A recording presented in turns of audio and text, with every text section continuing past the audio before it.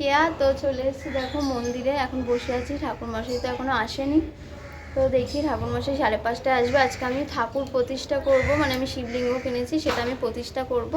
তো তার জন্য আমি একা একা তো পুজো করে নিতে পারবো না। যদি এমনি পুজো হতো, আজকে তৃতীয় সোমবার আমি এমনি পুজো করে নিতাম, কিন্তু যেহেতু শিব ঠাকুরটা প্রতিষ্ঠা করব, তার জন্য ঠাকুরমশাইকে দরকার। তো একটু বসি এখন। বসে আছে এখানে।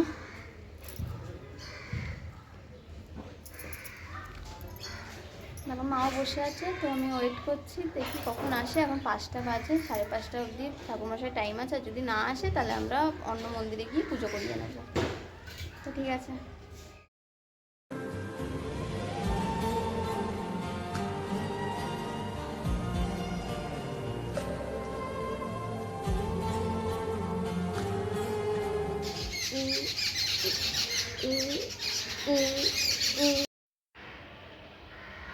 মা তুমি ওরমভাবে বসো না, সরো।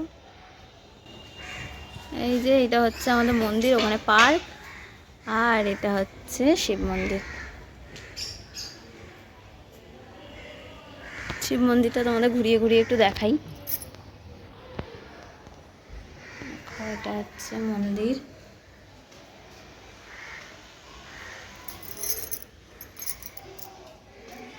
হচ্ছে বাবা, এটা হচ্ছে আমার জিনিসপত্রগুলো।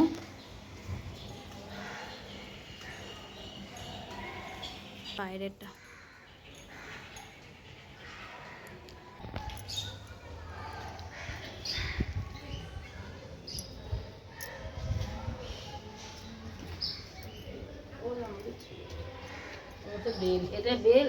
হ্যাঁ, এটা পেয়ারা পেয়ারা।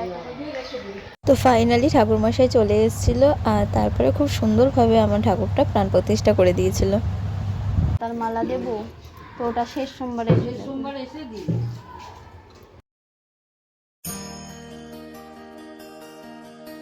ঠাকুরমশাই কীভাবে পুজো করলো, তো পুরোটাই আমি আমার মিনি ব্লগে দেখিয়েছি, তো তোমরা চাইলেই দেখে আসতে পারো।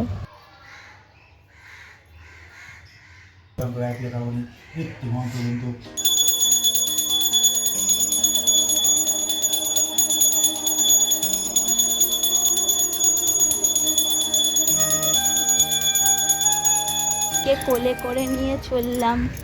খালি পায়ে যাবো তো? খালি পায়ে। হ্যাঁ, এই দেখো শিব ঠাকুর আমাদের। এখন বাড়ি যাচ্ছি আমি শিব ঠাকুরকে নিয়ে।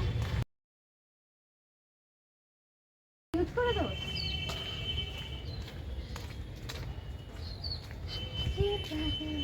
কতদিনের ইচ্ছে ছিল, ভালো করে পুজো হয়েছে, কি সুন্দরভাবে পুজো হয়েছে।